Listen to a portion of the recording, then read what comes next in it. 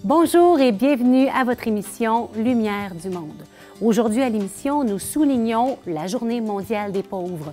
Promulguée par le pape François en 2017, nous en sommes donc à sa 5e édition. C'est d'abord et avant tout, il me semble, l'occasion de se rappeler que chaque homme, femme, enfant a le droit de vivre dans la dignité. Il existe bien des organismes venant en aide aux plus vulnérables dans notre société. Nous irons à la rencontre d'une des plus connues à Québec, l'Aube-Rivière.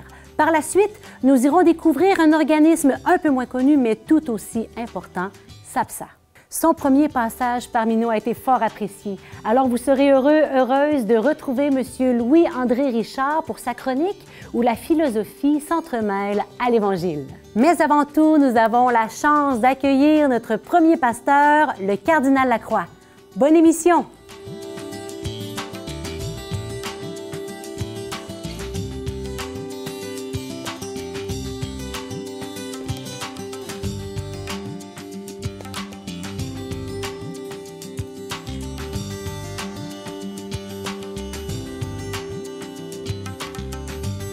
Le cardinal Lacroix ne demande plus de présentation car vous le connaissez bien et c'est une grande joie pour moi de l'accueillir ici même en studio.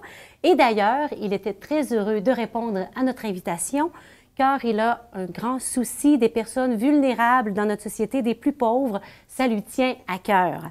D'ailleurs, il s'engage concrètement depuis quelques années pour soutenir des projets divers et des organismes grâce à une levée de fonds qui soutient ceux et celles qui sont dans le besoin. Bonjour, Monseigneur Lacroix. Bonjour, Geneviève. Merci d'être avec nous. Je devrais dire bienvenue sur votre plateau, parce que c'est grâce à vous et à des donateurs, donatrices, que la mission de CDQ.tv se poursuit. Donc, bienvenue chez vous. C'est très beau, très joli, c'est invitant. Bon, merveilleux. Merci de vous être laissé inviter. Alors, on vient à notre sujet du jour, la Journée mondiale des pauvres, qui en est à sa 5e année.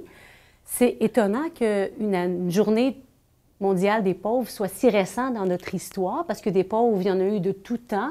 Alors, à votre avis, pourquoi le pape François a senti la nécessité de créer cette journée à ce temps-ci de notre histoire? D'abord, Jésus a dit, des pauvres, vous en aurez toujours parmi vous. Hein? Ça, c'est de tous les temps.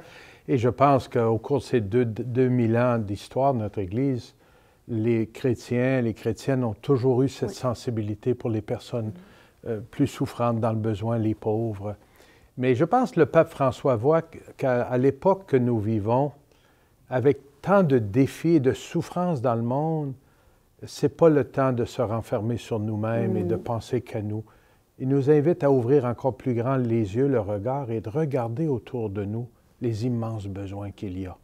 Même dans nos sociétés dites très évoluées, très organisées et très riches, il y a beaucoup de personnes souffrantes. Alors, je pense qu'il attire notre attention. C'est très sensible à son propre cœur, mais c'est très évangélique aussi. Le Seigneur a toujours tourné nos regards vers les gens dans la nécessité. Hein? Oui, et c'est pas parce qu'il y a une journée mondiale des pauvres qu'on ne fait rien le restant de l'année. Non, non, non. C'est comme la fête des mères, hein? On les fête une journée, mais on essaie de les aimer. On les aime tous les jours. Tous les jours et pour toutes les autres. Mais ça met un accent particulier, je pense, qui arrive à point. Et dans votre rôle d'archevêque qui accompagnait la population, vous êtes souvent en lien avec les organismes communautaires, vous allez les visiter, vous voyez les besoins sur le terrain. Quels sont les échos que vous recevez de ces divers organismes, puis comment évoluent les besoins dans notre contexte actuel? Ça, c'est une grande question et qui me touche particulièrement à circuler sur le terrain dans nos communautés chrétiennes, dans différents organismes qui ne sont pas nécessairement d'Église, mais qui sont au service de l'humanité. Les choses qu'on voit le plus, c'est les gens disent « on est très inquiet de la relève ». On manque de gens pour collaborer à notre mission, à notre service. Les bénévoles vieillissent, se font plus rares. Il y a un grand besoin de ce côté-là. D'un autre côté, les gens semblent dire qu'il y a de plus en plus de besoins qui s'expriment. On le voit quand je vais aider à la distribution d'aliments ou d'épicerie ou servir des repas dans des endroits qui offrent de la nourriture à des personnes démunies. On voit de plus en plus de personnes avec des problèmes de santé mentale ou des gens qui vivent tellement un moment difficile, qui étaient autrefois des gens qui réussissaient bien dans la vie et n'avaient pas besoin de ces services-là, qui aujourd'hui sont en besoin. Alors ça, c'est des choses qui nous ouvrent les yeux. Hein? Mais le problème de santé mentale, l'isolement, c'est très grand. Beaucoup de gens sont isolés aussi. Ouais. C'est une grande pauvreté aujourd'hui, la solitude. Une grande, grande pauvreté. Et ça doit, je pense, nous toucher, nous interpeller. Parce que c'est quelque chose qu'on peut faire, nous rendre présents, disponibles. On l'a vu dans toute la première vague de la pandémie de la COVID-19, combien de personnes étaient complètement seules dans leur CHSLD, dans les hôpitaux, dans les résidences de personnes aînées. Et on nous a dit que beaucoup de gens reçoivent à peu près jamais de visite. Être présent, nous rendre présents, nous approcher, aller aider, c'est quelque chose qu'on peut faire, ça. Alors, Monsieur le cardinal, si vous me permettez, j'ai envie qu'ensemble on aille visiter, j'allais dire, un organisme que vous connaissez bien, l'Aube-Rivière. Ah oui. Alors, place au reportage.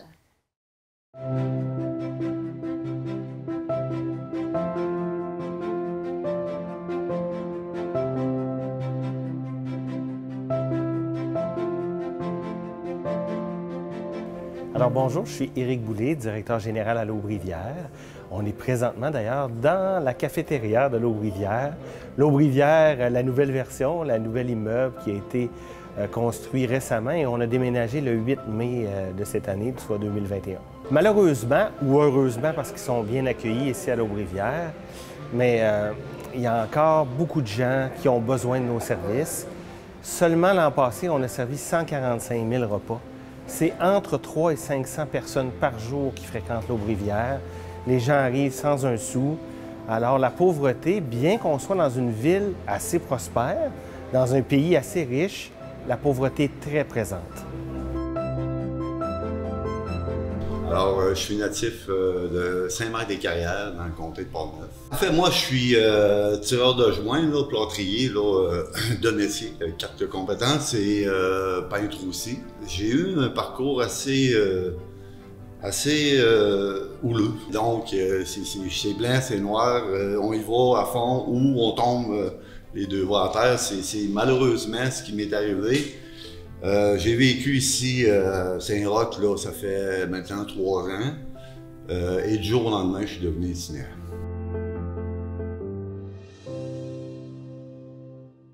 Alors, on est plus qu'une valeur ici, on est une mission. Hein, puis notre mission, c'est d'accueillir avec respect, amour et compréhension.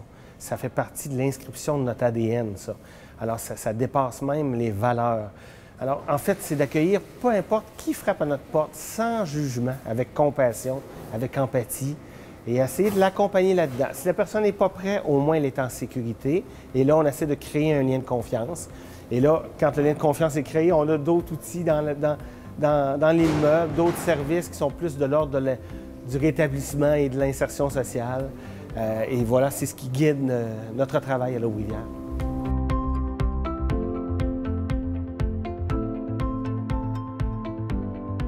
Alors, je comprends dans notre déménagement que le fait de voir l'itinérance, ça peut être difficile pour le voisinage. C'est confrontant de voir quelqu'un dans la rue, hein? Ça nous confronte comme être humain.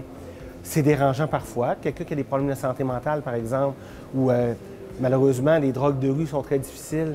Si on met les deux ensemble, bien, des fois, quelqu'un peut se parler tout seul, puis on l'entend, il parle très fort. Fait que ça peut être très dérangeant. Maintenant, est-ce que c'est dangereux? Bien, je dois vous dire que non, hein? Tu sais, le sentiment d'insécurité, il est présent chez notre voisinage parce qu'ils ne sont pas habitués à voir ça, puis je les comprends de réagir. Maintenant, le réel danger, il n'est pas là. Je vous dirais que c'est un désagrément plutôt qu'un danger. Un sac de couchage, ça n'a pas jamais mordu personne, là. Mais je vous dirais que si l'Aube-Rivière ne serait pas là, ça serait encore pire. Parce que c'est des dizaines, des centaines de personnes qu'on sort de la rue là, à chaque mois, à chaque semaine, à chaque jour. Et ces gens-là ne trouveraient pas de solution autrement, là. Alors, je vais vous amener dans mon univers, ma chambre. Donc, c'est très bien, vous allez voir, s'il vous plaît. On est confortable, les chambres individuelles. Au début, j'étais récalcitrant à venir ici. j'ai eu ma venue à l'Aubrivière. J'ai fait le chemin comme tout le monde fait, c'est-à-dire qu'au niveau de l'accueil des anges, j'étais là 30 jours de temps.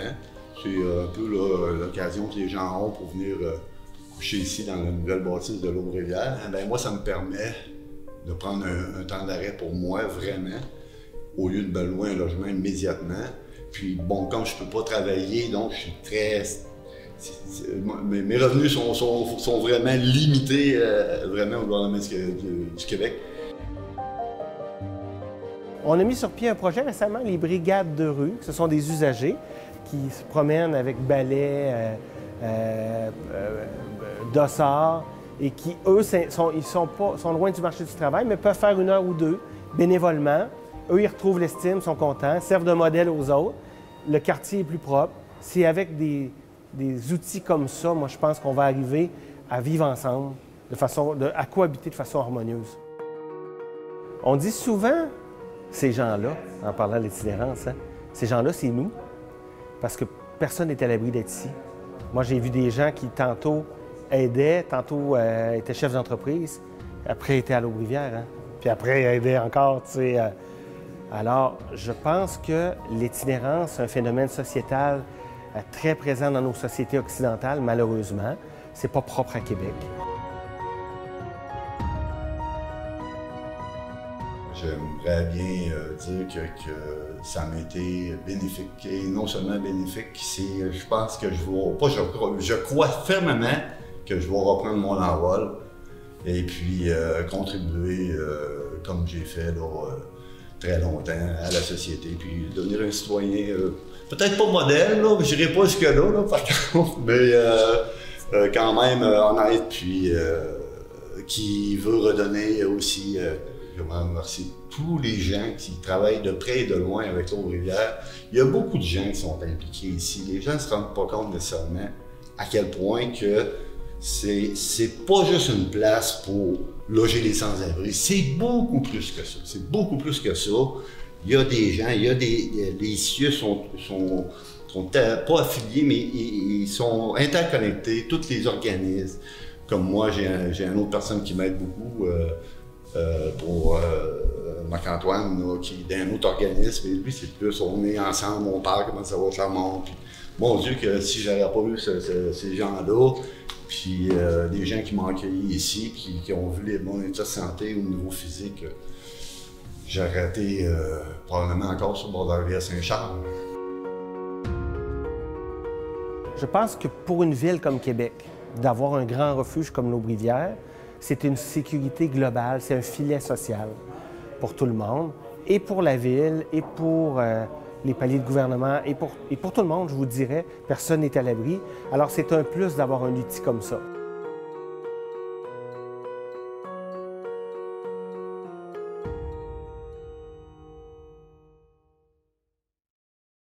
C'est quelque chose de voir cette œuvre qui, depuis plus de 30 ans, fait un travail extraordinaire, mais qui est en réseautage avec d'autres organismes. Vous savez, la Maison de l'Aubrivière est une initiative qui a beaucoup bénéficié de l'aide, du soutien du diocèse de Québec, de plusieurs communautés religieuses qui ont vu ce besoin-là et qui se sont investis, ont beaucoup participé à lancer cette œuvre-là. Ils ont mis la roue à l'épaule pour que ça voie le jour. C'est ça. On se sent parfois bien impuissant devant l'ampleur de la tâche. C'est énorme. Comment faire pour diminuer la pauvreté, tant ici au Québec, au Canada, qu'ailleurs dans le monde? C'est la question du million, ça. C'est une grande question. En fait, il y a différents niveaux, Geneviève. Je pense que chacun de nous, on peut dire, moi, j'ai quelque chose que je peux faire. Est-ce que j'ai du temps que je peux partager? Est-ce que j'ai des ressources que je peux partager? Est-ce que je peux soutenir des organismes si moi, je n'ai pas le temps de le faire ou la capacité physique de le faire? Il y a bien des façons de le faire à notre niveau personnel. Et je pense que là, il y a un champ d'action extraordinaire. Aussi, on peut aider à diminuer la pauvreté si on est employeur, si on a une entreprise et qu'on offre de l'emploi. On offre des opportunités d'emploi à des gens, qu'on donne la chance pour apprendre, pour prendre des responsabilités, pour trouver sa place. Moi, je salue les organismes qui accueillent des personnes avec des limites physiques, des handicaps, des personnes qui n'ont peut-être pas encore toute la scolarité, mais qui peuvent apprendre. Ça, c'est un autre niveau. Si on est en position de prendre des décisions, d'influencer, on est en position où on fait des lois, je pense aux gens qui sont au gouvernement, on peut s'assurer qu'il y a toujours de la place dans nos politiques, dans nos lois, dans notre façon d'agir, dans nos budgets pour prendre soin des organismes communautaires. Et parlez-nous d'un moyen que vous avez trouvé pour soutenir ceux et celles qui sont dans le besoin, donc pour les plus vulnérables. Donc, vous avez une belle initiative depuis quelques années. Oui, ça va être déjà notre 7e édition. Ça s'appelle « À la table du cardinal ». En fait, j'invite chaque année pour un souper bénéfice des gens du milieu professionnel, des affaires, corporatifs, à payer un bon montant pour pouvoir recueillir des fonds qu'on redistribue à 100% à peu près 70 organismes à la grandeur du diocèse de Québec. Cette année, on a recueilli plus de 275 000 $. Et tous les fonds vont aux organismes? 100%. 1 $ de profit, c'est 1 $ redonné. Pas de frais d'administration. Wow! Enfin! Bien, en fait, ça coûte quelque chose au niveau de l'administration, mais c'est la participation des services de notre diocèse qui acceptent cela pour que tous les sous retournent à des organismes. Et on soutient pas seulement des organismes d'Église, on soutient des gens, des groupes, des associations, des œuvres communautaires qui sont au service de l'humanité dans tous les besoins compliqués. Les gens qui font du bien, on aime les appuyer. Et ça met des gens en marche, ça soutient ceux qui sont sur le terrain à longueur d'année. C'est beau. Bien, merci de votre présence et de votre présence à votre manière, auprès de ceux qui ont le plus besoin aujourd'hui dans notre société. C'est vraiment touchant de voir ça, puis votre regard aussi de compassion pour chaque personne. Et j'oserais dire, bien, revenez quand vous voulez. Vous le savez, vous êtes ici chez vous et on est toujours très heureux de vous recevoir. Et ensemble, nous allons maintenant à la rencontre d'un autre organisme qui est aussi soutenu par la table du cardinal. Il s'agit de la coopérative de solidarité SAPSA. C'est une clinique de proximité qui offre des soins de santé située au cœur de la ville, sur la rue Couronne. Bonne découverte!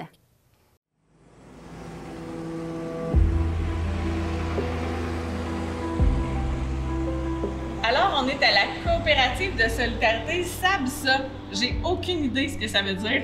On va aller les rencontrer. Bonjour! Bonjour! Bonjour! Merci de nous accueillir. L'acronyme SAPSA est pour Service à bas seuil d'accessibilité. Donc, ça veut dire que, contrairement à certaines structures où il y a plus de critères d'accessibilité, ici, on se veut à haut seuil d'acceptation. Donc, on essaye d'abaisser le plus possible les critères pour être en mesure de rejoindre plus de gens possible. Nous, on veut que ça soit nous qui s'adaptons à leur manière de fonctionner. Fait qu'à bas seuil d'accessibilité, ça va un peu avec ça aussi, dans le fond, l'appellation, parce que une clinique sans rendez-vous, bien, les gens peuvent se présenter un peu n'importe quand. Pas de carte d'assurance maladie, tu viens quand même. Donc, c'est vraiment de cette manière-là qu'on peut être proche des personnes. Je vois ici que c'est votre 10e, si j'ai bien compris. Mais qui est-ce qui a fondé SAPSA? Effectivement, on fête nos 10 ans cette année, en 2021. La coopérative a été fondée en 2011 par 5 membres fondateurs. Donc, à l'origine, il y avait des infirmières, un travailleur social, intervenants psychosociaux, des gens qui avaient un petit peu à cœur, qui avaient énormément à cœur le bien-être de populations plus marginalisées, qui étaient moins rejointes par le système traditionnel de santé. SAPSA est parti de rien avec simplement du travail acharné de bénévoles, de gens qui y croyaient dans un tout petit local sur la rue des Aublats dans Saint-Sauveur. Et puis tranquillement, là, de fil en aiguille, bien, des soutiens sont venus, des subventions. On est dans un petit bureau de consultation, c'est ce que je comprends. J'aimerais savoir, c'est quoi la spécificité, l'unicité de votre organisme par rapport aux autres organismes de Québec? Bien, SABSA, c'est la première clinique infirmière comme telle au Québec. Dans le fond, ça existe ailleurs, mais on est les premières à avoir expérimenté ce modèle-là, dans le fond, au Québec. Une autre particularité, ce serait probablement qu'on a été qualifié d'essentiel aussi par le ministère de la Santé pour les personnes en contexte vulnérable. Donc, je dirais que c'est les particularités de l'organisme ici. Les valeurs qui sous-tendent, dans le fond, un peu toutes nos actions. Il y en a différentes. L'humanisme, le pragmatisme, ça en fait partie. Je dirais que la plus importante, c'est l'engagement. J'aimerais connaître peut-être le portrait des gens qui viennent ici. Qui vient chez SABSA? Des gens de tout âge, en priorité des gens qui sont atteints de l'hépatite C ou du VIH. Donc l'hépatite C, c'est quand même une centaine de personnes qu'on rejoint par année et qu'on traite. Aussi, de nos 4000 patients qui sont inscrits ici à la clinique, il y a environ 1500 personnes là, qui viennent en consultation par année. Il y a un fort pourcentage de personnes qui présentent des problèmes de santé mentale, de dépendance et aussi qui se retrouvent en situation d'itinérance. Votre espérance pour les prochaines années dans votre organisme? Je ne sais pas comment dire exactement, mais de continuer une réponse adaptée aux situations dans lesquelles on vit. Il faut changer nos manières de donner certains services en santé mentale, en dépendance aussi. Il faut qu'on soit plus capable de connecter les deux problématiques ensemble aussi. C'est ce qu'on fait actuellement, nous. Mais je vous dirais que c'est la capacité, dans le fond, pour les professionnels, pour les intervenants sur le terrain aussi, de s'outiller pour être capable d'accueillir les personnes qui présentent ces problématiques-là. Je suis persuadée que vous vivez des petits miracles des fois dans votre quotidien qui vous remplissent le cœur. Puis je vous remercie vraiment de nous avoir accueillis, de nous avoir donné l'occasion, puis donner l'occasion à plein de gens de connaître un peu c'est quoi la mission de SABSA. C'est vraiment une mission importante dans notre société puis à Québec. Merci beaucoup pour tout ce que vous faites.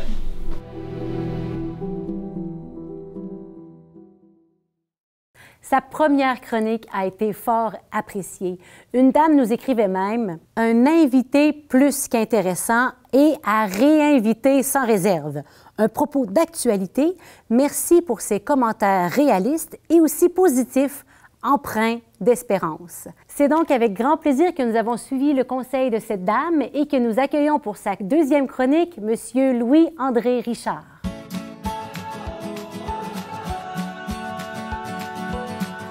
Bonjour Louis-André. Bonjour. Alors aujourd'hui, vous nous parlerez de la pauvreté, mais vue dans le regard du prof de philo qui est aussi croyant. Oui, bien sûr.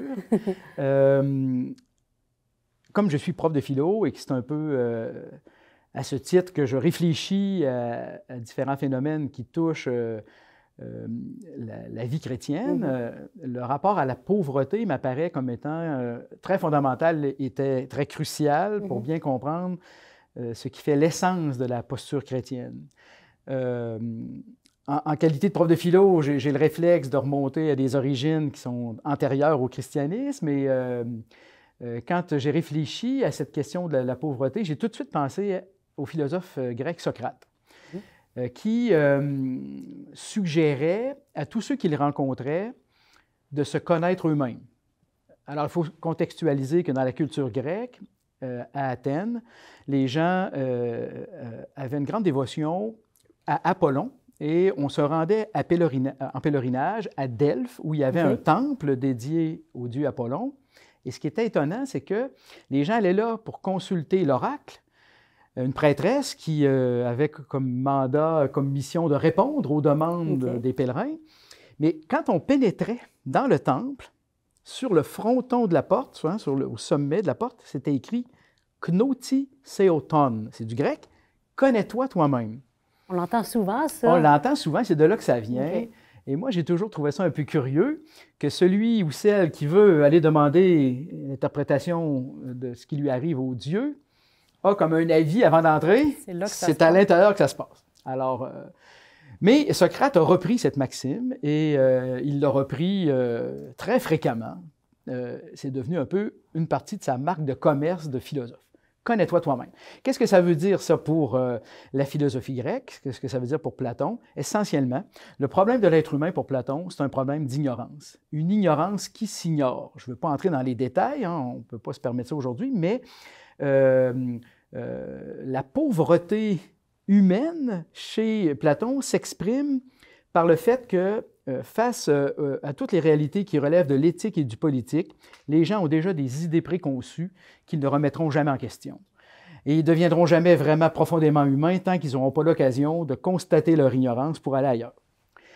C'est très élitiste, ça concerne un peu les philosophes, les intellectuels et tout, quelques personnes. Quand je pense à la figure de Jésus, là, on voit que là aussi, il y a un parti pris pour la pauvreté. Mais c'est quelque chose qui est beaucoup plus fondamental, ce n'est pas simplement rattaché à la connaissance, c'est beaucoup plus général, et puis ça concerne tous les êtres humains. Et il n'y a pas d'élitisme là-dedans. D'ailleurs, c'est assez intéressant de constater que par rapport à la pauvreté, tout le monde est égal. Et le problème, cependant, c'est est-ce que l'on reconnaît cette indigence native et est-ce qu'on peut trouver le ressort de se sentir aimé dans cette indigence? Et toute à mon avis, la beauté et la grandeur du christianisme repose là-dessus. Le Christ est venu pour les pauvres, pour aimer les pauvres et pour nous permettre, quand on pense qu'on est plus ou moins pauvre, d'aimer l'autre dans son indigence. On n'y réussira jamais tant qu'on n'aura pas été touché par la grâce de reconnaître notre propre limite. Et voilà ce qui fait l'essence de la chose. Il y a cette belle parole de l'Évangile de Saint Jean où le Christ va dire à ses apôtres, une fois que Marie-Madeleine a déposé le parfum sur ses pieds, vous connaissez cet épisode, les apôtres, Judas s'indigne, mais les autres aussi, trouvent que c'est un peu exagéré. Et là, le Christ, il disait, ne vous en faites pas, là, des pauvres, vous en aurez toujours, mais moi, je ne serai pas là toujours. Alors voilà que le parti pris de Jésus pour la pauvreté, c'est finalement une très bonne nouvelle pour tous les chrétiens et pour tous les autres aussi. Merci, Louis-André. C'est vraiment des nouveaux horizons qui s'ouvrent à travers toute cette réflexion. C'est très intéressant. Bien, merci à vous. Merci de m'avoir invité. C'est une belle occasion, effectivement, de réfléchir en commun. Oui, et on se dit à bientôt. À bientôt. J'espère que vous avez apprécié cette émission. Merci d'avoir été des nôtres. Vous êtes plusieurs milliers à regarder l'émission, soit à la télé, sur notre site web ecdq.tv ou encore sur Facebook ou Instagram. J'espère que cette émission aura su mettre un peu de soleil dans votre journée. Revenez-nous la semaine prochaine car notre âme s'élèvera au son de la musique. Nous accueillerons un auteur, compositeur, interprète. Nous irons du côté de la cathédrale pour assister à la restauration de leur grand orgue. Et nous avons même pour vous un vidéoclip en réserve. À la semaine prochaine!